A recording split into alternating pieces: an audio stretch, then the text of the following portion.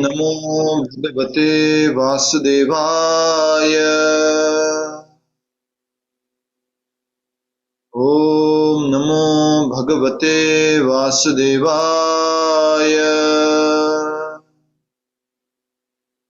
ओम नमो भगवते वासुदेवाय। मुखं करोति वाचालं पंगुं लंघयते गिरिं यत्कृपातमहं वन्दे श्रीगुरुदीनतारिणं परमानन्दमाधवं श्रीचैतन्यमीश्वरम्। नारायणं नमस्कृत्यं नरं चैव नरोत्तमं दैवीं सरस्वतीं व्यासं ततो जयमुदीरयेत्। नष्टप्रायेषु भद्रेषु नित्यं भागवत सेवया भगवती उत्तमश्लोके भक्तिर्भवति नैष्ठिकी। हरे कृष्ण कृष्ण कृष्ण हरे हरे, हरे राम राम राम हरे हरे। हरे कृष्ण कृष्ण कृष्ण हरे हरे, हरे राम राम राम हरे हरे। हरे कृष्ण कृष्ण कृष्ण हरे हरे, हरे राम राम राम हरे हरे। आप सभी भक्तों का स्वागत है आज के श्रीमद् भागवतम कथा कार्यक्रम में। प्रथम स्कंद सृष्टि अध्याय प्रथम मुनियों की जिज्ञासा। आज हम चतुर्थ श्लोक कर रहे हैं, चौथा श्लोक है। आप सभी लोग अच्छे से श्रवण कर रहे हैं, अध्ययन कर रहे हैं। फिर भी दोहरान करने के लिए प्रथम श्लोक में भगवान श्री कृष्ण के गुणों के बारे में बताया गया था। द्वितीय श्लोक में श्रीमद् भागवतम की महत्ता को बताया गया था और उस भागवतम के रचयिता वेद व्यास जी के बारे में बताया गया। तृतीय श्लोक में ये भागवतम को श्रवण करने का क्या फल है और किस प्रकार से ये भागवतम सारे वैदिक शास्त्रों का एक रसमय फल है जो पूरी तरह से पका हुआ है। आज हम उसके आगे बढ़ रहे हैं चौथे श्लोक में। चौथा श्लोक कृपया करके मेरे साथ साथ में आप उच्चारण कीजिए। नैमिषे अनिमिषे क्षेत्रे ऋषयः शौनकादयः सत्रं स्वर्गाय लोकाय सहस्र सममासत। नैमिषे अनिमिषे क्षेत्रे ऋषयः शौनकादयः सत्रं स्वर्गाय लोकाय सहस्र सममासतः। नैमिषे अनिमिषे क्षेत्रे ऋषयः शौनकादयः सत्रं स्वर्गाय लोकाय सहस्र सममासतः।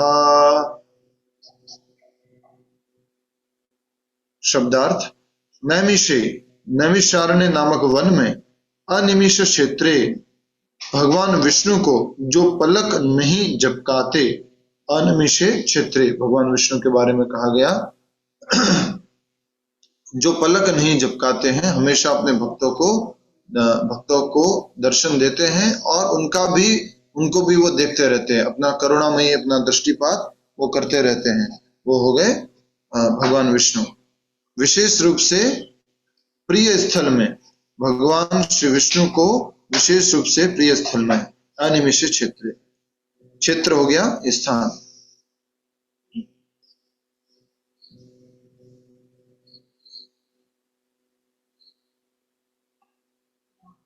आगे हैं ऋषयः ऋषिगण शौनक आदयः शौनक मुनि के नेतृत्व में सत्रम यज्ञ स्वर्गाय स्वर्ग में जिनकी महिमा का गायन होता है, ऐसे श्री भगवान के लिए लोकाय तथा भक्तों के लिए जो सदैव श्री भगवान के संपर्क में रहते हैं, सहस्त्र 1000 समम वर्ष आसत संपन्न किया। अनुवाद तथा तात्पर्य अभय चरणारविंद भक्ति वेदांत स्वामी श्रील प्रभुपाद जी द्वारा। श्रील प्रभुपाद की जय। अनुवाद।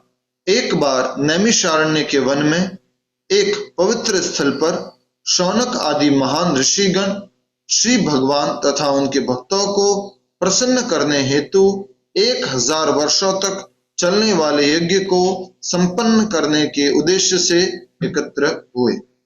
तो यहां से कथा शुरू हो रही है और जैसा कि आपको पहले भी बताया था कि सर्वप्रथम श्रील सुखदेव गोस्वामी जी ने परीक्षित महाराज को कथा बोली और उस कथा में जो श्रोता थे उसमें सूत गोस्वामी जी भी उपस्थित थे। सूत गोस्वामी जी आगे नैमिषारण्य में जाकर के, जो कि एक ऋषियों की तपस्या स्थली है जहां ऋषिगण निवास करते थे, तो वहां पर गए और ऐसा कहा जाता है लगभग 88,000 ऋषियों के साथ में उन्होंने 1 वर्ष का यज्ञ शुरू किया, 1000 वर्ष का यज्ञ शुरू किया। और वहां पर सूत गोस्वामी जी ने इस श्रीमद् भागवत का ज्ञान शौनक आदि ऋषियों को दिया। तो जितने भी ऋषिगण थे उसमें जो मुख्य ऋषि थे वो थे शौनक ऋषि। तो इसलिए यहां पर कहा गया है ऋषयः शौनकादयः, शौनक आदि ऋषिगण। सहस्त्र सममासत, सममासत, समम का अर्थ वर्ष, सहस्त्र अर्थात 1000। तो 1000 वर्ष तक जो संपन्न किए जाने वाला हवन था, यज्ञ था, उसके लिए शौनक आदि ऋषिगण एकत्रित हुए। कहां पर एकत्रित हुए? नैमिषे, नैमिषारण्य नामक वन में। वो वन कैसा था? जहां पर भगवान श्री विष्णु का प्रिय स्थल है। वो भगवान विष्णु वहां विशेष रूप से निवास करते हैं और जो एक पलक भी नहीं झपकाते। और ऐसे भगवान विष्णु का जो ये स्थान है नैमिषारण्य, वहां पर ये 1000 वर्षों तक यज्ञ संपन्न करने हेतु शौनक आदि ऋषिगण भगवान श्री हरि को प्रसन्न करने हेतु और उनके भक्तों को प्रसन्न करने हेतु के लिए ये यज्ञ प्रारंभ किया।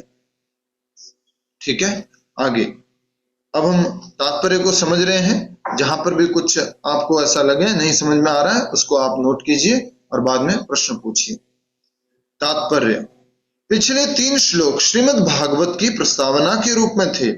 अब इस महान ग्रंथ का मुख्य विषय प्रस्तुत किया जा रहा है। श्रीमद् भागवतम प्रथम बार श्रील सुखदेव गोस्वामी जी द्वारा सुनाए जाने के बाद अब दूसरी बार नैमिषारण्य में सुनाया जा रहा है। तो प्रथम बार कहां पर हुआ? शुक्रताल में। किसने कही? सुखदेव गोस्वामी जी ने परीक्षित महाराज को। दूसरी बार सूत गोस्वामी जी ने शौनक आदि ऋषियों को नैमिषारण्य में। अब दूसरी बार नैमिषारण्य में सुनाया जा रहा था। आप में से कितने लोग नैमिषारण्य गए? 1 2 3 4 5, बस। बहुत ही सुंदर स्थान है, सभी को जाना चाहिए। उसी तरह से ये स्थान नैमिषारण्य स्थान का दर्शन कीजिए, बहुत सुंदर। ये ब्रह्म तीर्थ है, ये नैमिषारण्य के दर्शन कर लीजिए घर बैठे। और हमने शायद कभी लाइव क्लास में भी करवाए थे, मुझे याद आ रहा है। और उसी तरह से शुक्रताल है जहां पर सुखदेव गोस्वामी जी ने भागवत कही थी। ये सुखदेव गोस्वामी जी हैं और ये परीक्षित महाराज बैठे हैं। बाकी नारद मुनि, ऋषिगण, सूत गोस्वामी, वेद व्यास जी आदि सब बैठे हुए। तो ये मेरे कहने का तात्पर्य ये है यहाँ पर कि जो वेद व्यास जी हैं उन्होंने भागवतम कब लिखी? सुखदेव गोस्वामी जी ने बोल ली, सूत गोस्वामी जी ने सुन ली, सूत गोस्वामी जी ने आगे कही और सारे ऋषियों ने भी सुनी। उसके बाद भागवत का संकलन किया गया, उसके बाद वो लिखी गई। तो क्या बाद में भी जब सूत गोस्वामी जी बोल रहे थे तभी वेद व्यास जी वहां बैठ के सुन रहे थे क्या? उनके लिए वो आवश्यक नहीं है। वो त्रिकालदर्शी है और वो सब कुछ भूत, भविष्य और वर्तमान को जानते हैं और उन्होंने उसी के आधार पर सारा का सारा भागवतम का वर्णन किया है। और यहाँ पर हम देख सकते हैं कि साफ साफ कहा गया है कि वेद व्यास जी जो है वो कह रहे हैं कि नैमिषारण्य के इस स्थल पर 1000 वर्षों तक जो यज्ञ होने जा रहा है, जो कि भगवान श्री कृष्ण को और उनको भक्तों को प्रसन्न करने के लिए किया जा रहा है, वहां पर ये सब एकत्रित हुए हैं। ठीक है।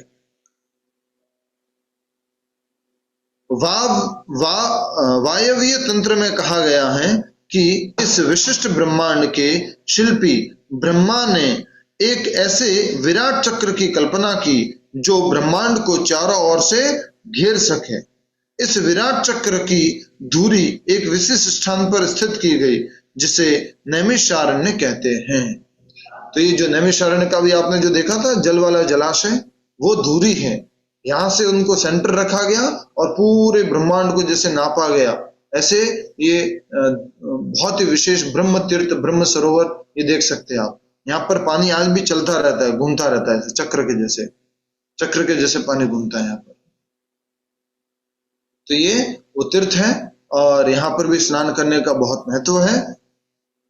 हाँ, तो हम आगे बढ़ रहे थे कि जो प्रथम शिल्पी अर्थात इंजीनियर इस ब्रह्मांड के हैं ब्रह्मा जी ने एक ऐसे विराट चक्र की कल्पना की जो ब्रह्मांड को चारों ओर से घेर सके। इस विराट चक्र की धुरी एक विशेष स्थान पर स्थित की गई जिसे नैमिषारण्य कहते हैं।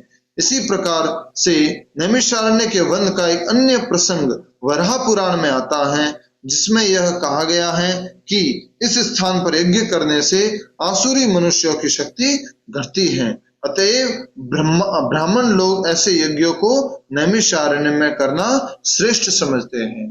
तो दो मुख्य बातें बताई गई नैमिषारण्य के बारे में। बताइए कौन बताएगा? यस, पूनम गर्ग माता जी बताइए क्या बताया नैमिषारण्य के बारे में। दो बातें, एक वायवीय तंत्र में और एक जो है आपके वराह पुराण में। प्रभु वराह पुराण में बताया गया कि इस स्थान पर यज्ञ करने से जो आसुरी मनुष्य होते हैं उनकी शक्तियां घटती हैं, उनकी शक्तियों में घटाव आता है। और दूसरा प्रभु नहीं याद आ रहा। तो जिस प्रकार से अलग अलग प्रकार के तंत्र हैं, जैसे पंचरात्र है, वेद है, उपनिषद है, पुराण है, उस तरह से ये वायवीय तंत्र है जो पुराना संस्कृत का एक विशेष लिपिबद्ध ग्रंथ है। और इस ग्रंथ में जो नारद जी द्वारा पंचरात्र दिया गया है और भी अलग अलग पंचरात्र हैं। तो ये भौतिक जगत कैसे संचालित होता है, इसके अंतरिक्ष विज्ञान क्या है, वो सब इस वायवीय तंत्र में बताया गया है। तो उस वायवीय तंत्र के माध्यम से क्या कहा गया कि ब्रह्मांड की एक धुरी रखनी थी जहां पर एक केंद्र रख करके इस ब्रह्मांड को नापा जाए, एक विराट चक्र की कल्पना की जाए। तो कल्पना की ब्रह्मा जी ने, तो एक इस विशिष्ट स्थान पर स्थित की गई। कौन सा? नैमिषारण्य, जिसे नैमिषारण्य कहते हैं। और वो क्या थी? जैसे कंपास होता है, उसकी एक दूरी, एक केंद्र बिंदु, उसके सर्किल में हम लोग उसको पूरा ऐसे घुमाते हैं, वैसे ये ब्रह्मांड की धुरी, इसको बोला जाता है नैमिषारण्य में स्थित उस ब्रह्म तीर्थ को वायवीय तंत्र के अनुसार और वराह पुराण के अनुसार कहा जाता है कि इस स्थान पर यज्ञ करने से आसुरी शक्तियां कम होती है, इसलिए वहां पर ब्राह्मण लोग यज्ञ किया करते थे। भगवान विष्णु के भक्त उनकी प्रसन्नता के लिए सभी प्रकार के यज्ञ करते हैं। भक्तगण निरंतर श्री भगवान की सेवा में संलग्न रहते हैं, जबकि पतित जीव भौतिक सुखों में आसक्त रहते हैं। भगवान के भक्त क्या करते हैं? भगवान की सेवा में आसक्त रहते हैं और सभी प्रकार के यज्ञ करने में। जैसे आज हम जिस स्थान पर आए हुए हैं वहां पर हवन करने के लिए आए हुए हैं, यज्ञ करने के लिए आए हुए, अभी थोड़ी देर बाद यज्ञ है यहाँ पर, तो ये वाला यज्ञ भी कर रहे हैं। और हमारे ये कलयुग का विशेष यज्ञ है संकीर्तन यज्ञ, वो भी है। जो भी भगवान के भक्त हैं वो किसी न किसी माध्यम से अपने समय की, अपने शक्ति की, अपनी विद्या की, अपने विशेष गुणों की आहुति देते रहते हैं भगवान की सेवा में, भगवान की प्रसन्नता के लिए। तो 1000 वर्षों तक एकत्र हुए किसके लिए? भगवान और उनके भक्तों की प्रसन्नता के लिए। ठीक है। भक्तगण निरंतर, ये आप अंडरलाइन कर लीजिए प्लीज, भक्तगण निरंतर श्री भगवान की सेवा में संलग्न रहते हैं, निरंतर। और जबकि पतित जीव भौतिक सुखों से आसक्त रहते हैं। श्रीमद् भगवद गीता में कहा गया है कि भौतिक जगत में भगवान विष्णु की इच्छा के अतिरिक्त जिस किसी कारण से कोई भी कर्म किया जाता है, कर्ता के लिए वह और अधिक बंधन का कारण होता है। कोई बता सकता है कौन सा श्लोक है? कौन सा श्लोक है, कोई बता सकता है? कि अगर भगवान विष्णु के लिए कार्य करोगे तो कोई बंधन नहीं लगेगा, और उनके अतिरिक्त किसी और के लिए कार्य करोगे तो बंधन लग जाएगा। यहाँ पर कहा गया है कि भगवत गीता में ऐसा बताया गया है। यस, दो माता जी है कंपटीशन में, एक प्रभा है और एक पद्मा है। क्या बात है, हरि बोल। सो किसको मौका दिया जाए अब? कुछ लोगों ने कमेंट में बता दिया है, बहुत बहुत धन्यवाद, हरि बोल। यस, पद्मा माता जी बताइए। यज्ञार्थात् कर्मणोऽन्यत्र लोक यस, तीसरे अध्याय का 9वां श्लोक, यज्ञार्थात् कर्मणो अन्यत्र लोकोऽयं कर्म बंधनः तदर्थं कर्म कौन्तेय मुक्त संग समाचर। अगर आप भगवान विष्णु के लिए कर्म करोगे तो बंधन से मुक्त हो जाओगे। यज्ञ के लिए कर्म करोगे तो बंधन से मुक्त हो जाओगे। यज्ञ मतलब भगवान विष्णु। यज्ञार्थात् कर्मणो अन्यत्र, और उनके अतिरिक्त कुछ कर्म करोगे तो क्या होगा? लोकोऽयं कर्म बंधनः, इस भौतिक जगत में क्या लग जाएगा? कर्म बंधन लग जाएगा। तो इस बात को हमेशा हमेशा के लिए याद रख लेना। हम सब भक्त लोग हैं, हम सब वैष्णव लोग हैं, हमें वही कार्य करना है जो हमें मुक्ति की तरफ लेके जाए। ऐसा कोई कार्य नहीं करना जो हमें बंधन की तरफ लेके जाए। और मुक्ति की तरफ ले जाने वाला कार्य कैसे होगा? सिंपल है, भक्ति की बहुत सरल परिभाषा है, कुछ भी छोड़ना नहीं है। जो भी आप सात्विक और शास्त्रों के अनुरूप कार्य करते हैं उसमें कृष्ण को जोड़ना है।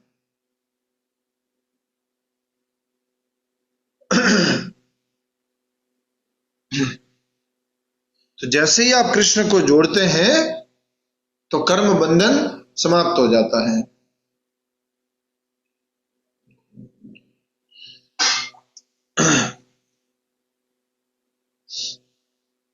श्रीमद् भगवत गीता में कहा गया है कि भौतिक जगत में भगवान विष्णु की इच्छा के अतिरिक्त जिस किसी कारण से कोई भी कर्म किया जाए, कर्ता के लिए वह और अधिक बंधन का कारण होता है। इसलिए ऐसा आदेश दिया गया है कि सभी कर्म भगवान विष्णु तथा उनके भक्तों की प्रसन्नता के लिए यज्ञ रूप में संपन्न किए जाए। तीसरे अध्याय का 9वां श्लोक।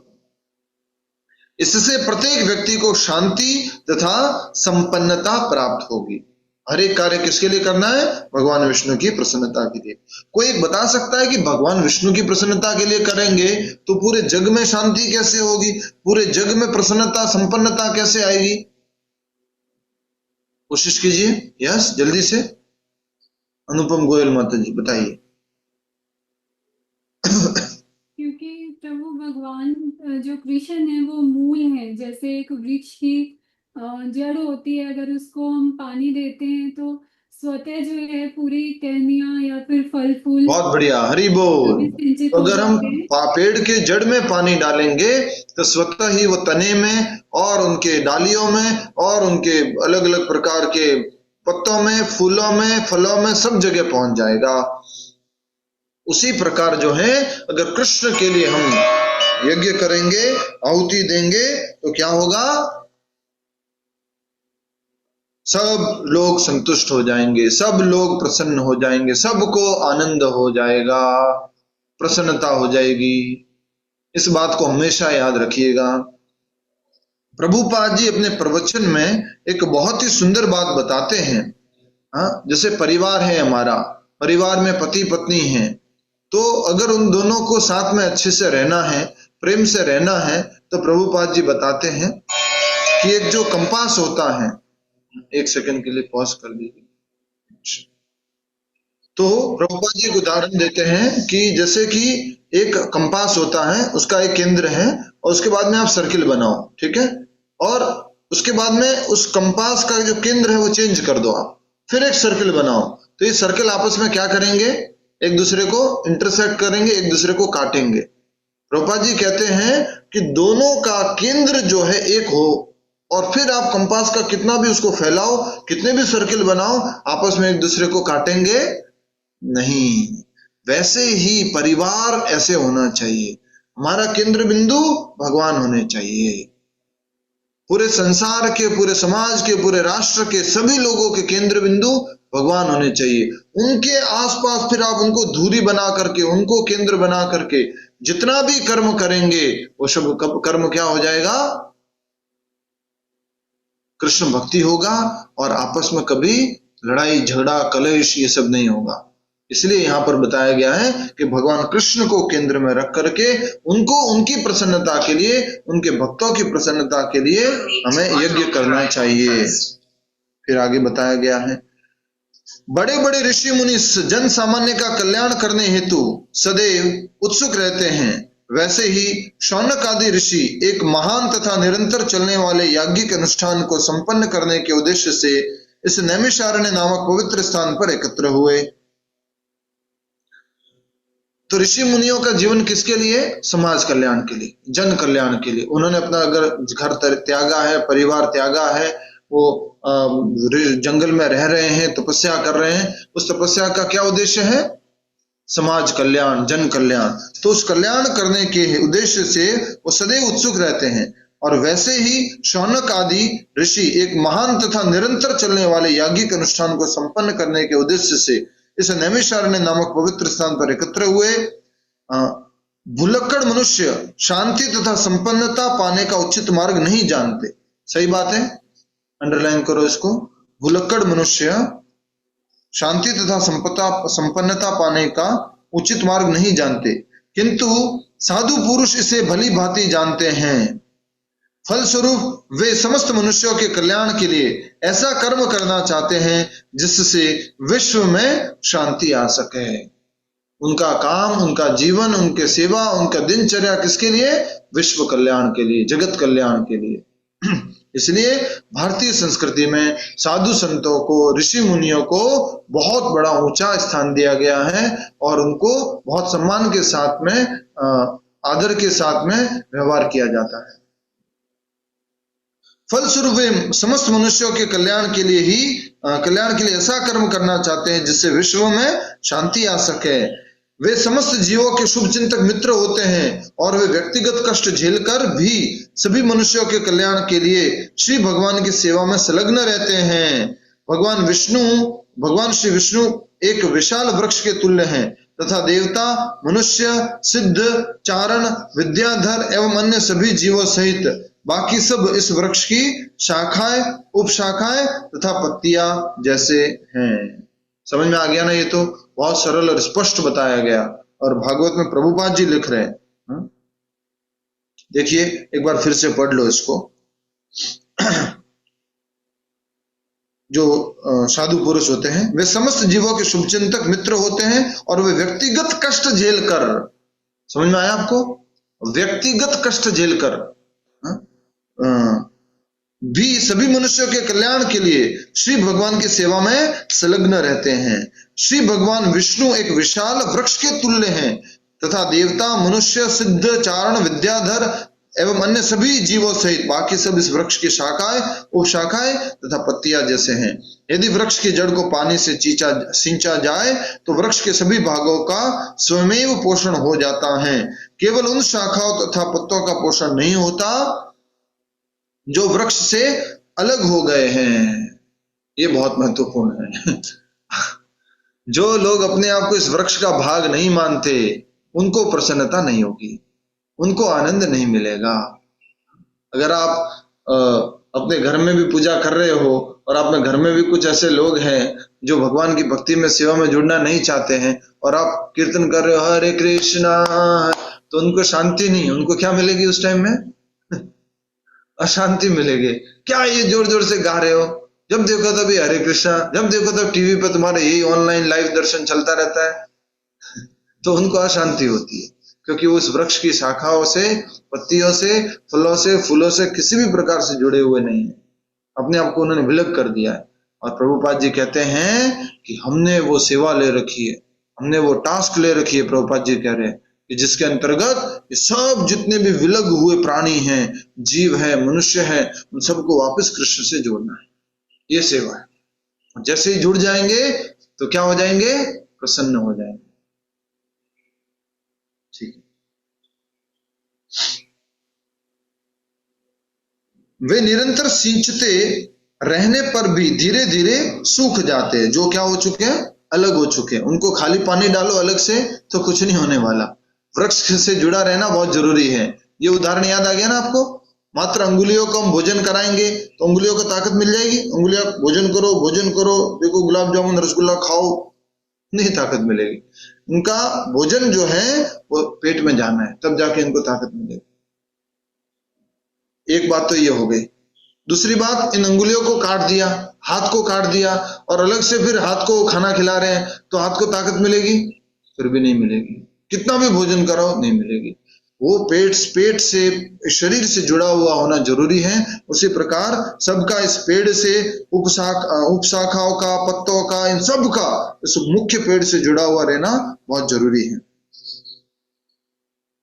इसी प्रकार जब यह मानव समाज अलग हुए शाखाओं तथा पत्तियों की तरह श्री भगवान से अलग हो जाता है, तो उसकी सिंचाई पोषण नहीं की जा सकती, और जो ऐसा करता भी है वह अपनी शक्ति तथा साधनों का अपव्यय कर रहा है। अंडरलाइन कर लो। किसको समझ में आ गया? हाथ खड़ा करो, समझाओ इस बात को। किसको समझ में आ गया? प्रभा माता जी समझाइए। सब लोग एक्टिव होना है। ऐसे क्या है धीरे धीरे हाथ खड़े कर रहे हो? भगवत गीता में मैं डांटता था, भागवत में नहीं डांट रहा हूं, उसका फायदा उठा रहे हो आप। ऐसे मत कीजिए। इसका अर्थ ये है कि जैसे कि सूखे हुए पत्ते जो पेड़ से अलग हो गए हैं, उनको कितना भी सींचा जाए वो फिर से हरे भरे नहीं हो सकते। तो इसी तरह जो ये मानव समाज है, उसमें जो भी भगवान विष्णु से अलग हो गए हैं लोग, उनको चाहे हम कितना भी समझा लें, और समझाने पर भी वो जो है वो अगर भक्ति में नहीं आते हैं, तो उनको समझाना इसी तरह है जैसे कि हम अपने समय की बर्बादी कर रहे हैं। इसको इस तरह से समझेंगे माता जी, ये थोड़ा सा आपने एक्स्ट्रा एक्सप्लेनेशन दे दिया। देखिए इसमें क्या कहा गया है कि इसी प्रकार जब यह मानव समाज अलग हुई शाखाओं तथा पत्तियों की तरह श्री भगवान से अलग हो जाता है, तो उसकी सिंचाई पोषण नहीं की जा सकती, और जो ऐसा करता भी है वह अपनी शक्ति और साधनों का अपव्यय कर रहा है। तो एक तो मीनिंग सीधा सीधा ये हो गया जो आपने बताया। एक मीनिंग क्या हुआ इसका? एक मीनिंग ये है कि वो लोग इंडिपेंडेंटली अपने आप को खुश करने के लिए कितने भी संसाधन इकट्ठे करते रहे, कुछ भी सुविधा इकट्ठी करते रहे, कभी वो खुश और आनंद में नहीं हो सकते हैं। आगे, आधुनिक भौतिकवादी समाज परमेश्वर से अपना संबंध तोड़े हुए हैं। नास्तिक नेताओं द्वारा तैयार की जाने वाली उसकी समस्त योजनाओं का पग पग पर विफल होना निश्चित है, फिर भी वे इस बात को नहीं समझते। नास्तिक नेताओं द्वारा तैयार की जाने वाली उसकी समस्त योजनाओं का पग पग पर विफल होना निश्चित है, फेल होने वाली है। फिर भी वे इस बात को नहीं समझते। करना क्या है आखिरकार? भगवान से जुड़ना है, भक्ति से जुड़ना है, नाम जप से जुड़ना है। मैं जब कॉलेज में था ना, तो एक प्रभु जी ने बात बोली थी, उसके बाद मैं सीरियस हो गया था। वो बात क्या थी? मेरे पीठ पे हाथ रख के बोलते हैं प्रभु जी कि देखिए, या तो अभी नाम जप कर लो, भक्ति कर लो, या इंजीनियरिंग करने के बाद कर लेना, नाम जप कर लेना, भक्ति कर लेना, या उसके 10-15 साल बाद करना, या 20 साल बाद करना, या 50 साल बाद करना, 100 साल बाद करना, 500 साल बाद करना, 1000 साल बाद करना। इतना प्रभु जी ने बोला था। या 10,000 साल बाद करना क्या पड़ेगा? अगर खुश रहना चाहते हो, प्रसन्न रहना चाहते हो, संतुष्ट रहना चाहते हो, तो करना भक्ति पड़ेगी, करनी भक्ति ही पड़ेगी। ये मुख्य बात है। इसलिए हम सब लोगों के लिए यहाँ बताया गया है कि आधुनिक भौतिकवादी समाज परमेश्वर से अपना संबंध तोड़े हुए हैं। नास्तिक नेताओं द्वारा तैयार की जाने वाली उसकी समस्त योजनाओं का पग पग पर विफल होना निश्चित है, फिर भी वे इस बात को नहीं समझते। इस युग में जागृति लाने की निर्दिष्ट विधि श्री भगवान के पवित्र नामों का सामूहिक कीर्तन है।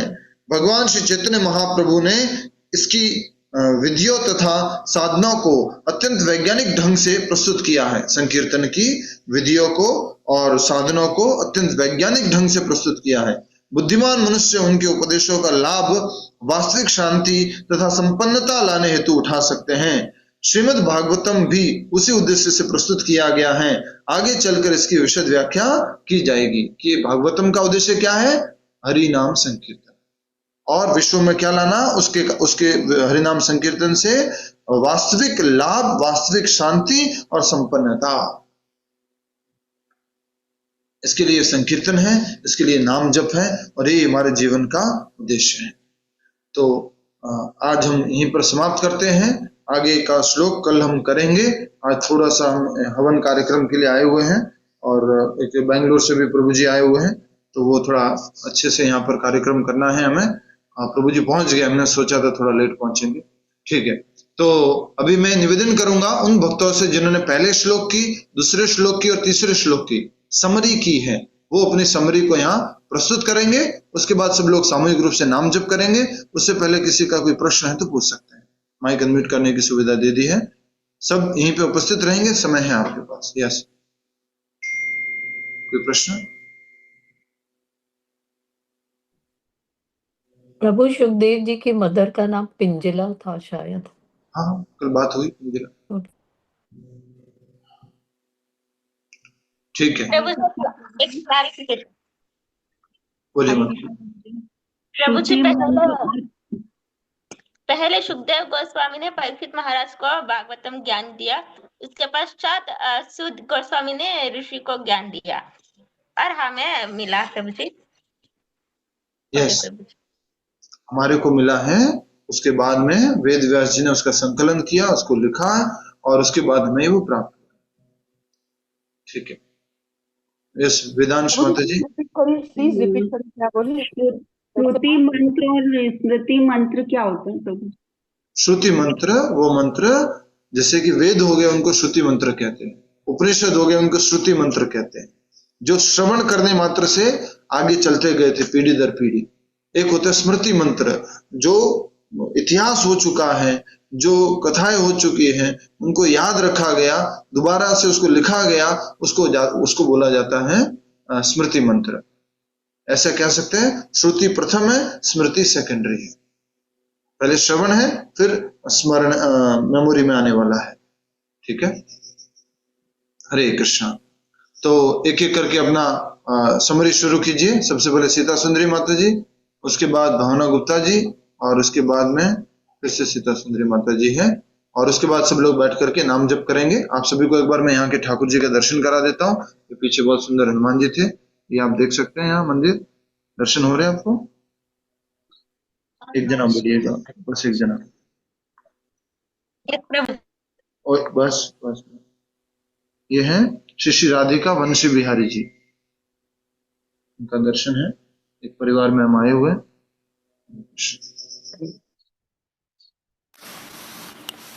यस, कृपया करके समरी शुरू कीजिए। भावना साहू जी प्लीज कोऑर्डिनेट कीजिए।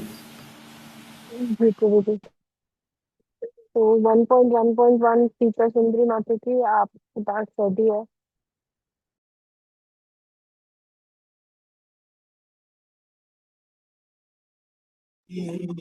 हरे कृष्णा, मैं शुरू करती हूँ अभी, जस्ट मिनट।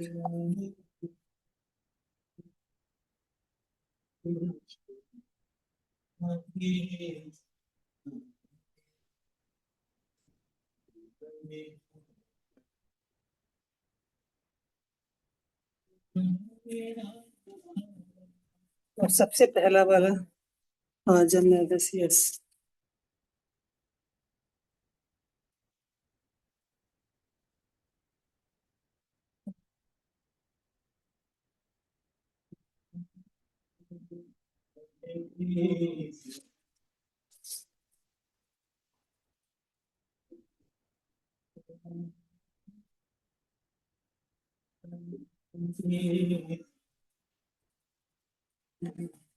ओके, सबसे पहले हरे कृष्णा।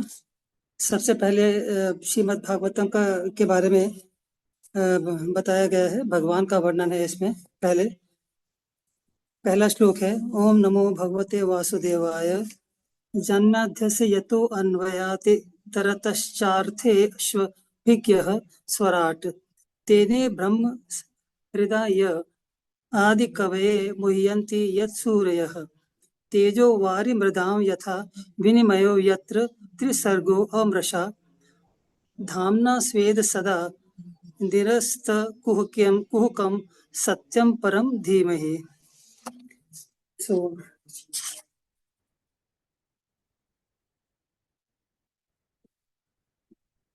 इसमें सबसे पहले जो है, ये एक शॉर्ट इंट्रोडक्शन है श्रीमद् भागवतम का इस श्लोक के द्वारा। उसमें जो मेन पॉइंट्स हैं वो मैं बोलती हूँ। ये एक्चुअली एक दिव्य सुंदर इतिहास है श्रीमद् भागवतम का, जो कि कृष्ण भगवान और उनके भक्तों के लीलाओं से परिपूर्ण है। इसमें पूरे पूरे भागवतम में कृष्ण भगवान और उनके भक्तों का गुणगान किया गया है।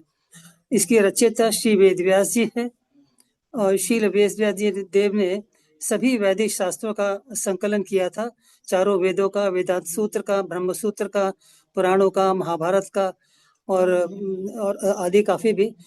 लेकिन उसके बाद भी उनको संतुष्टि नहीं मिली, उनको मन में संतुष्टि नहीं हुई कि मैंने पूरा काम किया है। उनके गुरु नारद मुनि ने जब ये देखा तो नारद मुनि ने उनसे ये कहा कि तुमने सब कुछ लिखा है, ज्ञान कर्मकांड वगैरह सब कुछ आ गया है, लेकिन आपने भक्ति के बारे में कुछ नहीं लिखा है। सो कृष्ण की लीलाओं और उनके भक्तों की लीलाओं के बारे में वर्णन करिए, ऐसा एक ग्रंथ बनाइए। तब श्रील व्यास देव जी ने भागवतम की संरचना दिव्य ज्ञान की परिपक्व स्थिति प्राप्त करने के बाद की। दिव्य ज्ञान की परिपक्व स्थिति का मतलब सारे के सारे शास्त्र वो बना चुके थे ऑलरेडी। वेद पुराण वेदांत सूत्र वगैरह सब उन्होंने उसकी रचना कर ली थी और उसके बावजूद उनको शांति नहीं मिली थी। मतलब वो परिपक्व स्थिति पर पहुंच चुके थे, फिर भी शांति नहीं मिली थी। सो इससे ये भी हमें पता चलता है कि भक्ति के बिना हमें शांति नहीं मिलने वाली है, भक्ति करनी ही पड़ेगी, कृष्ण की शरण में जाना ही पड़ेगा। फिर उन्होंने ये इसका श्रीमद् भागवतम का की संरचना की। ये उनकी आखिरी संरचना थी, उसके बाद उन्होंने कोई और ग्रंथ नहीं लिखा। व्यास जी ने भागवतम को श्री कृष्ण भगवान का ग्रंथ अवतार बताया गया है। ये कहा है कि ये कृष्ण भगवान का ही अवतार है, ग्रंथ अवतार है। भागवतम के 12 स्कंदों की कृष्ण भगवान के शरीर के विभिन्न अंगों से तुलना की गई है और बताया गया कि जैसे कैसे पूरा भागवतम जो है वो श्री कृष्ण ही है। तो पहला और दूसरा स्कंद जो है भगवान के चरण माने जाते हैं, तीसरा और चौथा उनकी जांघें, पांचवा उनकी नाभि, छठा उनका वक्ष स्थल है, सातवां आठवां भुजाएं हैं, नौवां उनकी ग्रीवा यानी गर्दन और 10वां उनका मुख कमल है, 11वां उनका ललाट और 12वां उनका कपाल है। तो 10वां स्कंद जो है इसमें आश्रित तत्व कहलाता है, क्योंकि सारे के सारे जो अन्य स्कंद हैं इसी के ऊपर आश्रित हैं, इसलिए ये आश्रित तत्व कहलाता है। बाकी के सारे जो स्कंद है वो आश्रित हैं। तो 6 स्कंद, इसमें से 12 स्कंद है टोटल, तो 6 स्कंद जो है वो तामसी जीवों के उद्धार के लिए हैं, दूसरे 6 राजसी जीवों के उद्धार के लिए हैं और बाकी के 6 सात्विक जीवों के उद्धार के लिए बनाए गए हैं। तो श्रीमद् भागवतम व्यास जी के द्वारा लिखे हुए वेदांत सूत्र की ही टीका है, जो उन्होंने पहले लिखी थी। सारे ग्रंथ जब लिखे थे वेदांत सूत्र भी लिखे थे, तो वेदांत सूत्रों की एक्चुअली उन्हीं के द्वारा लिखी हुई टीका है ये। सुखदेव गोस्वामी जी जो कि व्यास जी के पुत्र थे, वो पहले निराकार ब्रह्म में विश्वास करते थे, लेकिन भागवतम को जब उन्होंने सुना अपने पिता से, तो उसको सुनकर उनको श्री कृष्ण के प्रति आसक्ति पैदा हो गई और वो पूरी तरह से श्री कृष्ण को समर्पित हो गए। बाद में उन्होंने ये सब सुनाया है सब लोगों को। अच्छा, प्रभुपाद जी के हिसाब से प्रभुपाद जी क्या कहते हैं इनके बारे में कि ये कहते हैं ये अमलम पुराण है। अमलम मतलब सारे मल को निकाल देने वाला, ईश्वर का विज्ञान है। विज्ञान ज्ञान तो है ही, लेकिन विज्ञान में प्रैक्टिकल भक्ति। और कहते हैं प्रभुपाद जी श्रीमद् भगवत गीता ग्रेजुएशन लेवल का है, तो श्रीमद् भागवतम जो है पोस्ट ग्रेजुएशन लेवल की एजुकेशन है, ज्ञान है। इसको पढ़ने सुनने से भगवान को जान सकते हैं और भगवान को जानना ही हमारा जीवन का परम उद्देश्य है। भगवान से प्रेम कैसे करते हैं ये इसमें बताया गया है, कैसे विधियां हैं, क्या है। और चैतन्य महाप्रभु ने इसको निर्मल पुराण कहा है। तो ये तो एक जनरल इंट्रोडक्शन हुआ भागवतम के बारे में। अभी हम जो पहले श्लोक के बारे में बात करेंगे, इसमें जो अभी हमने पढ़ा श्लोक। प्रथम स्कंद में सृष्टि का वर्णन है, जैसा कि बताया अभी। पहला शब्द जन्माध्यस्य एक वेदांत सूत्र है, वेदांत सूत्र का ही एक ये शब्द है। ओम नमो भगवते वासुदेवाय सबसे पहले जो बोला गया है, उसका मतलब वसुदेव के पुत्र जो कि सर्वव्यापी भगवान है, उनको मैं प्रणाम करता हूँ। भगवान के गुण बताए गए इस श्लोक में। उन भगवान को प्रणाम कह रहे हैं कि मैं उन भगवान को प्रणाम करता हूँ जो कि वसुदेव के पुत्र हैं, सर्वव्यापी हैं, परम सत्य हैं, मतलब सच्चिदानंद रूप है और समस्त ऐश्वर्य से परिपूर्ण है, सच्चित और आनंद से परिपूर्ण है। ब्रह्मांडों की उत्पत्ति, पालन, संहार सभी कारणों के आदि कारण है, यानी कि सब कुछ उन्हीं के इच्छा से होता है। सर्वज्ञ हैं, यानी परमात्मा रूप में प्रत्यक्ष रूप में भी अप्रत्यक्ष रूप में भी सब कुछ जानने वाले हैं। परमात्मा रूप में हम लोग सबके जीवों के हृदय में बैठे हुए हैं, तो वो सब जानते हैं। तो सब स्वराट हैं, यानी पूर्ण स्वतंत्र हैं, किसी का उनके ऊपर कोई कंट्रोल नहीं है, वो ही सब कुछ कंट्रोल कर रहे हैं। वासुदेव नाम जो उनका है, वो वसुदेव तथा देवकी के दिव्य पुत्र को दर्शाता है कि ये वसुदेव और देवकी के पुत्र हैं। और दूसरा क्या गुण है भगवान का? इसमें मायातीत है, प्रकृति के तीनों गुणों तमोगुण, रजोगुण, सत्वगुण से परे है। मायातीत मतलब माया का उनके ऊपर कोई असर नहीं है, माया उन्हीं की शक्ति है, उन्हीं के इच्छा से माया काम करती है। वेदों के आदि गुरु ब्रह्मा जी जो कि हैं, उनको उन्होंने ज्ञान दिया है, मतलब उनसे ज्यादा ज्ञानी कोई है नहीं। उन्होंने ब्रह्मा जी को भी ज्ञान दिया है। सबके आधार हैं, जो कुछ भी है सबके आधार हैं। अपने आध्यात्मिक गोलोक वृंदावन धाम में निवास करते हैं, ये उनका सबसे ब्यूटीफुल गुण है। उनका अपना धाम है वृंदावन धाम, गोलोक धाम, जहाँ वो निवास करते हैं। श्री कृष्ण ही आदि भगवान हैं, अन्य सभी रूप उनके अंश या अंशों के भी अंश हैं। सो बेसिकली हम सब जो है कृष्ण भगवान के ही अंश हैं, हम सब उनके अंश हैं। लेकिन बाकी उनके जो रूप हैं, जैसे 10 अवतार हुए हैं, 24 अवतार हैं, वैसे तो जितने भी अवतार हुए हैं वो सब उनके अंश हैं। कुछ अंश हैं, कुछ पूर्ण अंश हैं, कुछ अंशों के अंश हैं, मतलब विभिन्न अंश हैं। और वो उतनी ही शक्ति लेकर अवतार लेते हैं जबकि जिसकी उन्हें उस पीरियड में जरूरत होती है। श्री कृष्ण ही आदि भगवान है, हो गया। भगवत गीता में भगवान ने स्वयं को आदि भगवान घोषित किया है। ये भगवत गीता का 10वें अध्याय का 8वां श्लोक है, जो कि चतुर्श्लोकी भगवत गीता का पहला श्लोक है। हम सर्वस्य प्रभो मत्तः सर्वं प्रवर्तते इति मत्वा भजन्ते माम बुधा भाव समन्विताः। सो इसमें उन्होंने खुद ही बोला कि मैं ही सब कुछ हूँ। वासुदेव नाम श्री भगवान के पूर्ण अंश का सूचक है। मैंने वसुदेव के पुत्र हैं, वासुदेव हैं, ये पूर्ण अंश है। बाकी जो है वासुदेव के अलावा जो भी और हैं उनके, वो अंश हैं। हर वस्तु भगवान से ही उत्पन्न होती है, यानी कि जो कुछ भी है इस संसार में दिखाई देता है, भौतिक जगत में या आध्यात्मिक जगत में भी, वो सब कुछ भगवान की इच्छा से ही उत्पन्न है। सृष्टि की जिज्ञासा का पूर्ण भागवत में और क्या है, भगवत ज्यादातर लोगों को ये जिज्ञासा होती है कि भगवान कहाँ से आए, कौन है, सृष्टि कैसे बनी, सृष्टि की रचना कैसे हुई। जैसे कि साइंटिस्ट लोग बोलते हैं कि बिग बैंग थ्योरी हुई थी, एक बिग बैंग थ्योरी है कि कोलिजन हुआ बहुत बड़ा सा और उसके बाद काफी सारे ये ब्रह्मांड बन गए।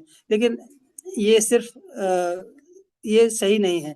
असल बात क्या है कि सृष्टि की जिज्ञासा करने वालों को पूरा समाधान उसका, यानी कैसे सृष्टि बनी है, कैसे हुआ है, क्या क्या आगे बढ़ा है, वो सब उनको इसी भागवतम में ही मिलता है। और सारे के सारे ब्रह्मांड भगवान ने ही बनाए हैं। और ये जो ब्रह्मांड है, जैसे साइंटिस्ट लोग जो है सैटेलाइट्स को धरती से जो है वो रिमोट कंट्रोल से उनको जो उसको भेजते हैं, अपने अपने ऑर्बिट्स में स्थित कर देते हैं और फिर रिमोटली उसको यहाँ से कंट्रोल करते रहते हैं धरती से। उसी तरह से भगवान जो है उन्होंने सारे ब्रह्मांडों की रचना की है और सारे ब्रह्मांड अपने अपने कक्षा में, उनके भी अपने अपने ऑर्बिट्स हैं जिसमें वो स्थित हैं। वो भगवान की इच्छा से ही वहाँ पे स्थित है। भगवान उनको रिमोटली अपने गोलोक धाम से कंट्रोल कर रहे हैं। सो ये तो है हमारा पहले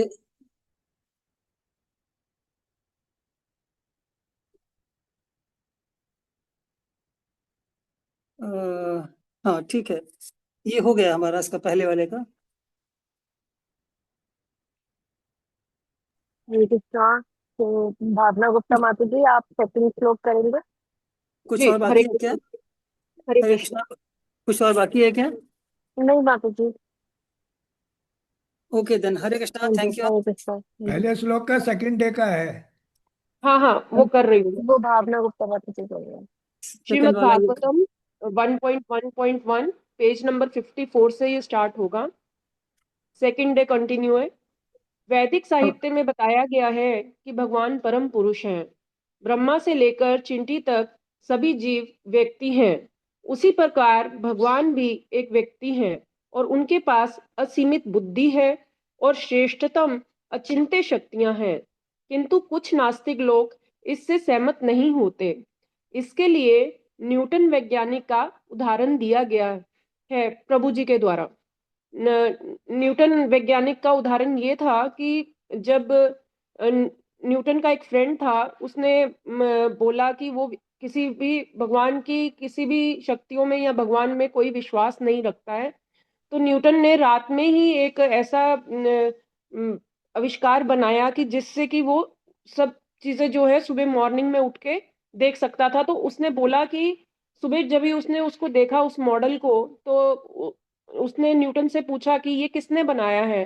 तो न्यूटन ने कहा कि ये अपने आप ही बन गया सब, ये सारा सामान मैंने लाके यहाँ रख दिया था और ये अपने आप ही पूर्ण रूप से बन गया है। तो फिर इस तरीके से उसने अपने फ्रेंड को समझाया कि मित्र को समझाया कि कैसे भगवान की शक्तियां जो हैं ये इस पूरे संसार में कार्य करती हैं और भगवान ही इसके पालनकर्ता और सृष्टा करता है। तो इसके बाद में शील व्यास देव भी भगवत गीता तथा श्रीमद् भागवत में इन परम बुद्धिमान को परम पुरुषोत्तम भगवान श्री कृष्ण के रूप में संबोधित करते हुए प्रणाम करते हैं। भगवत गीता में भगवान श्री कृष्ण स्वयं कहते हैं कि उनसे बढ़कर कोई परम तत्व या अंतिम लक्ष्य नहीं है। ये 7.7 नंबर श्लोक में भगवान बोल रहे हैं, मत परतरम ना अन्य किंचित अस्ति धनंजय मयि सर्वमिदं प्रोतम सूत्रै मणिगणाः इव। कि हे धनंजय, मुझसे श्रेष्ठ कोई सत्य नहीं है। जिस प्रकार मोती धागे में गूंथे रहते हैं, उसी प्रकार सब कुछ मुझ पर ही आश्रित है। भगवान श्री कृष्ण की दिव्य लीलाओं का वर्णन दशम स्कंद में हुआ है, किंतु ये इस महान ग्रंथ का गुह्यतम अंश है। इसे रास पंच अध्याय कहा जाता है। माता लक्ष्मी भी इस रास लीला में प्रविष्ट होने के लिए इंतजार कर रही हैं। शिव जी को इस रास में प्रविष्ट होने के लिए गोपी बनना पड़ा था और नारद मुनि भी इस रास में प्रविष्ट नहीं हो पाए हैं। केवल मुक्त पुरुष जो परमहंस की अवस्था में है, वे ही इस रास लीला का आस्वादन कर सकते हैं। इसलिए शील व्यास देव बद्ध जीवों को प्रथम स्कंद से पढ़ने की सलाह देते हैं, जिससे हम धीरे धीरे आत्म साक्षात्कार की ओर अग्रसर हों। इसलिए वह जानबूझकर इस श्लोक में धीमहि शब्द का आह्वान करते हैं। इस गायत्री मंत्र का जाप केवल वो व्यक्ति उच्चारण कर सकता है जो ब्राह्मण हो, जिसका जनेऊ संस्कार हो चुका हो, जो त्रिकाल संध्या करता हो, वह सत्व गुण में होना चाहिए। तभी वह भगवान के नाम, रूप, गुण, लीला की दिव्य अनुभूति कर सकता है और इस भव बंधन से मुक्त हो सकता है। इस श्लोक में श्रील व्यास देव जी ने भगवान की दोनों शक्तियों अतरंगा तथा बहिरंगा शक्ति में अंतर भी स्पष्ट किया है कि अतरंगा शक्ति स्वयं श्रीमती राधा रानी है और भौतिक जगत में प्रकट होने वाली बहिरंगा शक्ति माता दुर्गा है। अतरंगा शक्ति वास्तविक है, नाम, भगवान के नाम, रूप, गुण और लीला ये सब अतरंगा शक्ति के अंतर्गत है और बहिरंगा शक्ति अनित्य मृग मारीचिका की जैसी है। ये भौतिक जगत 3 गुणों की अंत क्रिया से बनता है। 3 गुणों से चेतना बनती है और बद्ध जीव का मोहग्रस्त मन इस भौतिक जगत को वास्तविक समझ लेता है। इसमें ब्रह्मा, इंद्र, चंद्र जैसे उच्चतर देवता भी सम्मिलित हैं। ये भौतिक जगत आध्यात्मिक जगत का प्रतिबिंब है। 15.1 में भगवान बताते हैं भगवत गीता में, हम सभी बद्ध जीव सुप्त अवस्था में हैं और प्रभुपाद जैसे परमहंस हमें इस सुप्त अवस्था से उठाकर गोलोक, वैकुंठ लोक, जहां भगवान नित्य अपनी लीला करते हैं, ले जाने के लिए हमेशा कृपा बरसा रहे हैं। इस भौतिक जगत में जो कुछ भी उत्पन्न हो रहा है, वह सब भगवान की भौतिक तथा आध्यात्मिक शक्तियों से संपन्न होता है। ब्रह्मा जी से लेकर चींटी तक कोई भी स्वतंत्र नहीं है। भगवान 10.8 में बताते हैं, अहम सर्वस्य प्रभवो मतः सर्व प्रवर्तते इति मत्वा भजन्ते माम बुधा भाव समन्विताः। मैं समस्त आध्यात्मिक तथा भौतिक जगतों का कारण हूँ। प्रत्येक वस्तु मुझसे ही उद्भूत है। जो बुद्धिमान ये भली भांति जानते हैं, वे मेरी प्रेम भक्ति में लगते हैं तथा हृदय से पूरी तरह मेरी पूजा में तत्पर होते हैं। बुद्धि भी बद्ध जीव को भगवान द्वारा दी गई है। वैज्ञानिक लोग इस बुद्धि का उपयोग करके नए आविष्कार करते हैं और इसके लिए उपयोग में लाई जाने वाली सामग्री भी भगवान द्वारा प्राप्त है। एग्जाम्पल है, जैसे यदि हम देखें कि जब स्त्री शिशु को जन्म देती है तो उस शिशु के लिए दूध की व्यवस्था भी भगवान ने माता के द्वारा पहले से ही कर दी रहती है, और उस शिशु को भी इतनी बुद्धि दी होती है कि उसे स्तनपान कैसे करना है ये मालूम रहता है। इस प्रकार भगवान प्रत्यक्ष या अप्रत्यक्ष रूप से प्रत्येक जीव की सूक्ष्म से सूक्ष्म बात को जानते हैं और वे पूर्ण स्वतंत्र हैं। यहाँ पर परम सत्य की तुलना सोने की खान से की गई है और विभिन्न रूपों वाले इस भौतिक जगत की तुलना सोने से बने आभूषणों से की गई है। दोनों में पाए जाने वाले गुण समान हैं, लेकिन मात्रा में वे भिन्न हैं। इस प्रकार से परम सत्य के तुल्य कुछ भी नहीं है और उनसे स्वतंत्र भी कुछ नहीं है। भौतिक व्यक्ति माया के प्रबल प्रभाव से ग्रस्त होने के कारण ये सोचता है कि वो ही श्रेष्ठ है। वह अपनी अपूर्ण इंद्रियों के कारण ऐसा सोचता है कि कोई भी भौतिक वस्तु इस संसार में स्वतः ही शरीर ग्रहण करती है, लेकिन शील व्यास देव इस बात का खंडन करते हुए बता रहे हैं कि देह के साथ जो भी घटित होता है देही उसे तुरंत जान लेता है। उसी तरह से ये सृष्टि परम पुरुष का शरीर है और सृष्टि में जो कुछ भी घटित होता है वह उसे प्रत्यक्ष या अप्रत्यक्ष रूप से जानते हैं। श्रुति मंत्र तथा स्मृति मंत्र के अनुसार कहा गया है भगवान स्वयं समस्त वस्तुओं के उद्गम हैं ब्रह्मा के कल्प में। प्रत्येक वस्तु उनके द्वारा ही पालित है और अंत में उनमें ब्रह्म में प्रविष्ट कर जाती है। ब्रह्मा जी गौण सृष्टा हैं, उन्हें वैदिक ज्ञान भी भगवान ने दिया है जिससे वह सृष्टि की रचना कर सकते हैं। एग्जाम्पल में सूर्य की तुलना ब्रह्मा जी से करके बताया गया है कि वैज्ञानिक ये जानते हैं कि ग्रह मंडल का उद्गम सूर्य देव करते हैं, किंतु सूर्य के उद्गम की उन्हें कोई जानकारी नहीं है। अतः जो भी कार्य इस सृष्टि में होता है उसके पीछे भगवान की परम बुद्धि कार्य करती है। वे ही ब्रह्मा जी के मार्गदर्शक हैं, वे भगवान श्री कृष्ण स्वयं हैं। इस श्लोक में दो शब्दों का उपयोग किया गया है, अभिज्ञः। कोई भी जीव पूर्ण रूप से भगवान श्री कृष्ण को नहीं जानता। सम्राट, कोई भी जीव इस संसार में स्वतंत्र नहीं है, भगवान ही सम्राट है। मायावादी और निर्विशेषवादी जो कि भगवान से एकाकार होने पर जोर देते हैं वे भी ना तो अभिज्ञ हैं ना ही सम्राट हैं। ये लोग कठिन तपस्या करते हुए भी भगवान को वास्तविक रूप से नहीं समझ पाते। नास्तिक लोग भगवान की अवहेलना करते हैं और प्रकृति उन्हें इसका दंड देती है। भगवान क्रूर मृत्यु के रूप में उनके सन्मुख खड़े होते हैं। एग्जाम्पल रावण और हिरण्यकशिपु। भगवान स्वयं भगवत गीता 4.7 में कहते हैं यदा यदा ही धर्मस्य ग्लानिर्भवति भारत। धर्म की हानि और अधर्म की वृद्धि होने पर भगवान स्वयं अवतरित होते हैं। हरे कृष्णा सभी को। Thank you. हरे कृष्णा। हरे कृष्णा। सीता सुंदरी माता जी आप 1.1.3 करेंगे? हाँ मैं करती हूँ। ये जो अभी ने भावना गुप्ता माता जी ने बताया ये श्लोक 1 का ही था। पहले मैंने बोला, बाद में उन्होंने बोला, अभी और बाकी है ये। सो इसी से आगे पहला श्लोक का करेंगे, फिर उसके बाद दूसरा श्लोक भी मैंने किया है। ओके, हरे कृष्णा। तो इंट्रोडक्शन जैसे पता ही है, स्कंद 1 जो है वो सृष्टि की रचना, सृष्टि के बारे में है। अध्याय 1 जो है मुनियों की जिज्ञासा है और श्लोक 1 भगवान का परिचय है। सो अभी ये भगवान का ही परिचय चल रहा है। तो श्रीमद् भागवतम परम सत्य, एब्सोल्यूट ट्रुथ, मतलब कृष्ण भगवान जो कि उनका निर्मल प्रकाश है। सो फिर से बता रहे हैं कि भगवान परम सत्य के 7 गुण क्या है। श्री कृष्ण परम सत्य हैं, समस्त कारणों के कारण हैं, शॉर्ट में है, सर्वज्ञ हैं, प्रत्यक्ष अप्रत्यक्ष रूप से सब कुछ जानने वाले हैं, पूर्णतः स्वतंत्र हैं यानी स्वराट हैं, वेदों के ज्ञान के आदि गुरु हैं, माया अतीत हैं यानी कि प्रकृति के तीनों गुणों से परे हैं, अपने नित्य ध्यान गोलोक वृंदावन के वासी हैं। ये भगवान का इसमें फिर से इंट्रोडक्शन हो गया शॉर्ट। इसके बाद आता सृष्टि की रचना।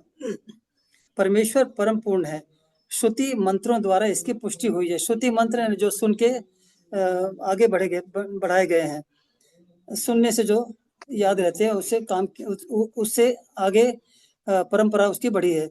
भगवान ने पदार्थ पर दृष्टिपात करके सभी जीवों की उत्पत्ति की है। ये सृष्टि की रचना के बारे में हो रहा है। यह सभी जीव जो जीवों की उत्पत्ति की है, ये सारे जीव भगवान के अंश रूप हैं। भगवान इस विशाल सृष्टि को आध्यात्मिक स्फुलिंग रूपी बीज से आविष्ट करते हैं। वो आध्यात्मिक दृष्टि से उसको पेनिट्रेट करते हैं और वो उसमें फिर जीवों की संरचना होती है। तब सृजनात्मक शक्तियां काम करना शुरू कर देती हैं। इससे कई आश्चर्यजनक सृष्टियां उत्पन्न होती हैं। हम सब जानते हैं कई कितनी आश्चर्यजनक सृष्टियां ब्रह्मांडों में है। नास्तिक लोग भगवान की तुलना एक घड़ी बनाने वाले से करते हुए ये कहते हैं कि भगवान घड़ी बनाने वाले से ज्यादा दक्ष नहीं है, मतलब क्वालिफाइड नहीं है।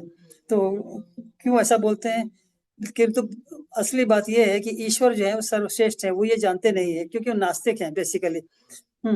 और जो ईश्वर ने जो मनुष्य रूपी यंत्र बनाए हैं उसमें नर और मादा दोनों बनाए हैं।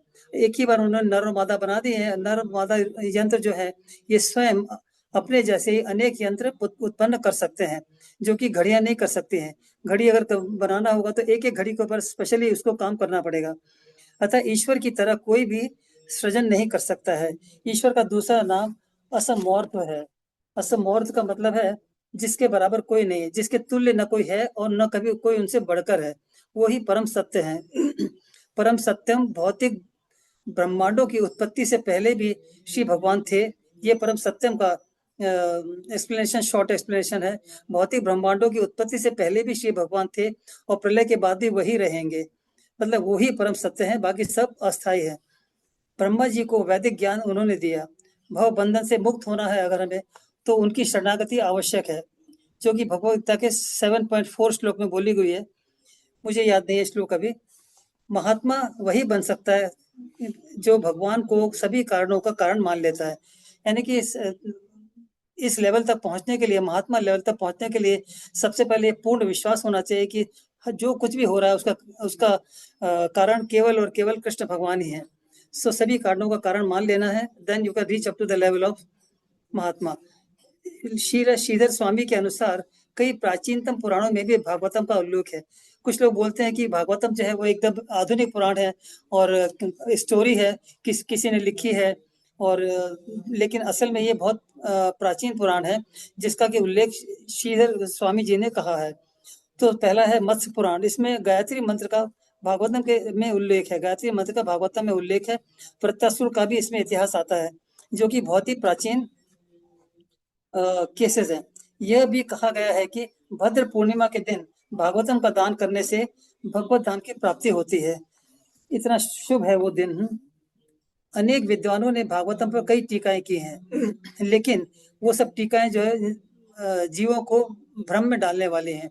उनकी तरफ ध्यान नहीं देना चाहिए और हम लोगों को शीला सुखदेव द्वारा, शीला व्यासदेव द्वारा लिखी हुई इस भागवतम के ऊपर ही ध्यान देना चाहिए। ध्यान से और धैर्य से उसको सुनना और पढ़ना चाहिए। शील विश्वनाथ चक्रवर्ती ठाकुर ने मौलिक तथा शुद्ध यौन मनोविज्ञान को आदि रस कहा गया है कि विवेचना की है, डिस्क्रिप्शन किया है। आधुनिक जगत में यौन जीवन ही सभी कार्यों का केंद्र है। यह यौन जीवन वास्तविकता में भौतिक तथा विकृत रूप, भौतिक तथ्य का विकृत रूप है, प्रतिबिंब है। जो आदि रस जिसको बोलते हैं वो आध्यात्मिक है और उसी की ये प्रतिबिंब है, उसका विकृत रूप है, डिस्टॉर्टेड वर्जन, जो कि इंसान यहाँ पे जीव इसको एंजॉय करते हैं।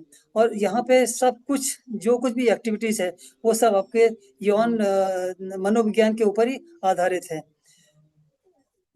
ये एक ऐसी एक्टिविटी है जिसको कि इंसान यूज करता है अपनी हर इच्छा पूरी करने के लिए।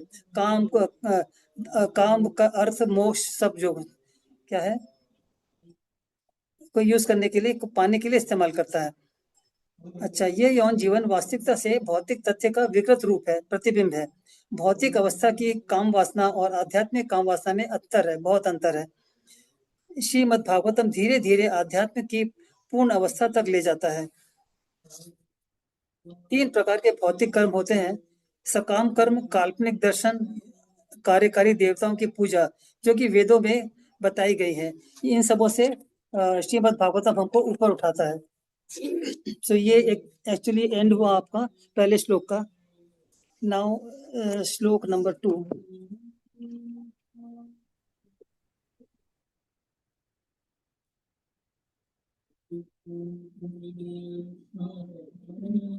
धर्मः प्रोञ्जित कैतवो अत्र परमो निर्मत्सराणां सतां वेद्यं वास्तवमत्र वस्तु शिवदं तापत्रयोन्मूलनम्।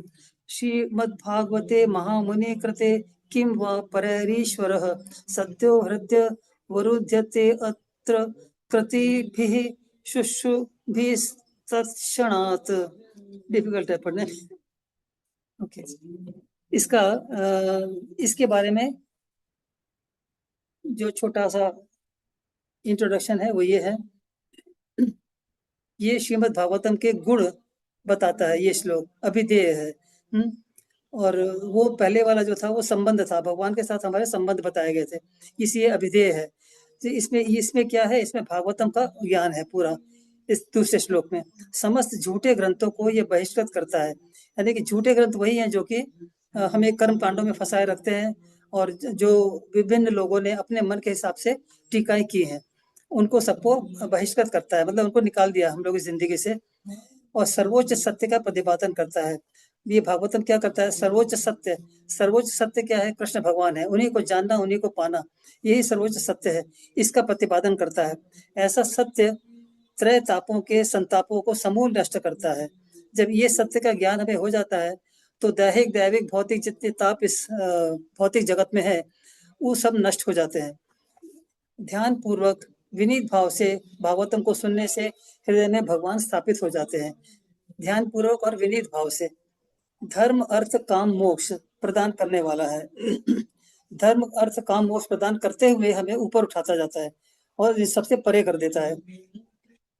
पशु जीवन, आहार, निद्रा, भय, मैथुन से ऊपर उठाकर ईश्वर के साथ मनुष्य के संबंध को बताने और आत्म साक्षात कराने वाला है। यानी कि हम सब भागवतम अगर नहीं पढ़ते हैं, भगवान से नहीं जुड़े हैं, तो मनुष्य जो है केवल पशु के समान ही है।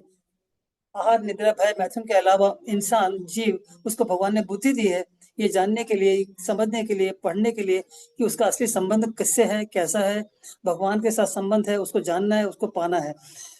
तो ये सब भागवतम इसमें हमको करवाता है, आत्म साक्षात करवा देता है।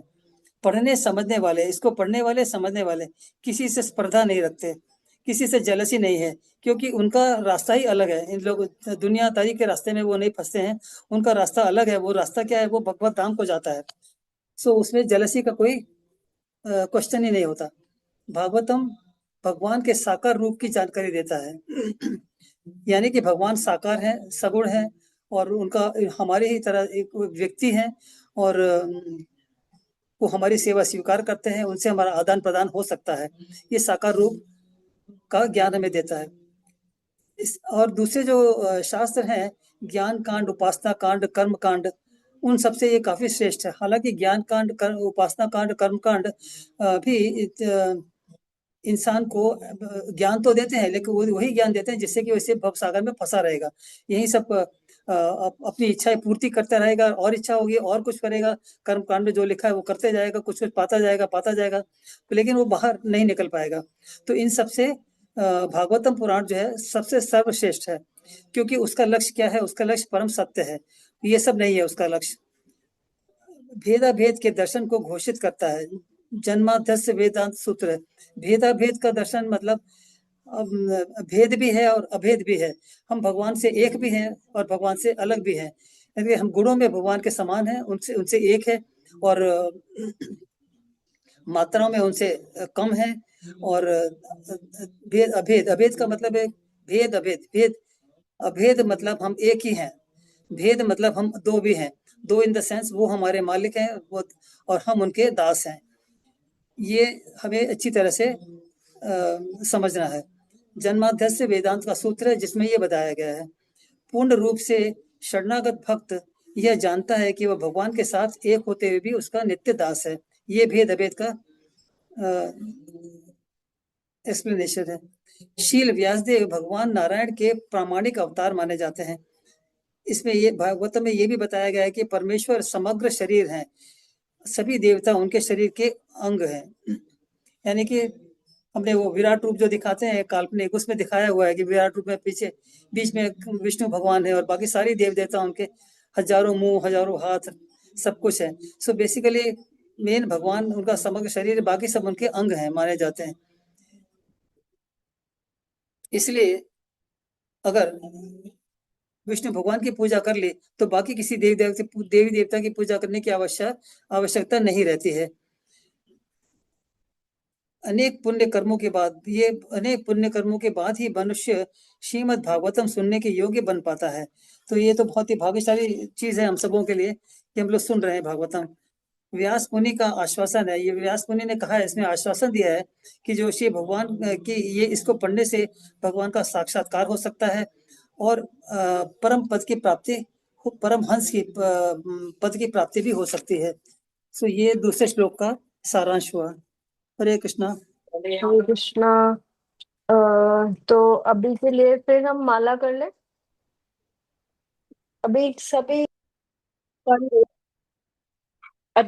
अध्याय 1 और श्लोका नंबर 3। निगम कल्पतरोगलितं फलम शुकमुखाद अमृत द्रवः संयुतम पिबत भागवतम रसम आल्यम मुहुरहो रसिका भुवि भाविकाः। तो इस श्लोक में प्रभुपाद जी बता रहे हैं कि भागवतम के बारे में पहले प्रभुपाद ने बताया। भागवतम क्या है? भागवतम भगवान के साथ जीव के शाश्वत संबंध के विज्ञान से युक्त ग्रंथ है और इसमें निगम वर्ड जो है वो यूज किया गया है। निगम वैदिक साहित्य है और इसमें 4 वेद, 108 उपनिषद, पुराण सबकी तुलना एक कल्प वृक्ष के साथ में की गई है और ये भागवतम समस्त वैदिक साहित्य का परिपक्व फल है। इस फल का आस्वादन धैर्य एवं विनम्रता से श्रवण करते हुए करना चाहिए, जिससे वह हृदय तक पहुंच पाएगा। इस ज्ञान का आस्वादन तब तक करना होगा जब तक जीवंत मुक्त न हो जाए। जीवंत मुक्त का अर्थ है चेतना जब तक इसी जीवन में कृष्ण भावना भावित हो जाए। प्रभुपाद जी कहते हैं कि जिस तरह से शुक के चोंच मारने से आम का फल और भी मिठास से भर जाता है, उसी प्रकार शुकदेव जी जैसे मुक्त आत्मा के मुख से बोले जाने पर ये और भी आस्वाद्य हो गया है। भक्ति सिद्धांत सरस्वती ठाकुर कहते हैं कि यदि सभी ग्रंथ जल भी जाएं और एक भी भागवतम बच जाए तो और ग्रंथों की आवश्यकता नहीं है। ये अपने आप में संपूर्ण है क्योंकि ये स्वयं श्री कृष्ण है। वेदों की तुलना कल्प वृक्ष से की गई है। वेद हमें धर्म, अर्थ, काम, मोक्ष के बारे में बताते हैं, ज्ञान देते हैं और इन नियामक सिद्धांतों का पालन करते हुए धीरे धीरे व्यक्ति आध्यात्मिक साक्षात्कार की ओर अग्रसर होता है। सर्वोच्च आध्यात्मिक अनुभूति ये है कि भगवान श्री कृष्ण समस्त रसों के आगार हैं, इसीलिए उन्हें रासराज भी कहते हैं, रस में सह कृष्ण। ब्रह्मा जी से लेकर चिंटी तक सभी जीव इंद्रियों के द्वारा किसी न किसी रस का आस्वादन करना चाहते हैं। परमाणिक शास्त्रों में 12 रस बताए गए हैं। 5 उपरस हैं, दास्य रस, वात्सल्य रस, साख्य रस, शांत रस, माधुर्य रस। 7 गौण रस हैं, रौद्र रस, अद्भुत रस, हास्य रस, वीर रस, दया रस, भय रस, विभत्स रस। समस्त रसों का समग्र प्रेम है। जीव आत्मा गुणात्मक रूप से परमेश्वर के समरूप है, इसलिए प्रारंभ में रसों का आदान प्रदान जीव आत्मा और भगवान के बीच हुआ है और ये आध्यात्मिक जगत में पूर्ण रूप में पाया जाता है। किंतु भौतिक जगत में ये प्रेम केवल तब तक है जब तक एक व्यक्ति को दूसरे व्यक्ति से इंद्रिय सुख मिल रहा है और जहां हमारी इच्छा की पूर्ति नहीं होती वहां वह क्रोध का रूप ले लेता है। जब जीव परमेश्वर की संगति करता है तो उनके साथ अपने स्वाभाविक रस का आदान प्रदान करता है तो वास्तविक सुख और शांति को प्राप्त करता है। श्रुति मंत्र समस्त रसों का निर्जर स्रोत है, भगवान स्वयं है। जब व्यक्ति इस बात को जान लेता है तो वह अपने और भगवान के बीच एक विशिष्ट प्रकार के रस का आदान प्रदान करता है और वह इन आध्यात्मिक मूल रसों के छदम स्वरूप को इस भौतिक जगत में प्रतिबिंबित होते हुए देख सकता है। भागवतम का श्रवण उपयुक्त स्तोत्र द्वारा होना चाहिए। इसे वैकुंठ लोक से आने वाले नारद मुनि ने दिया है।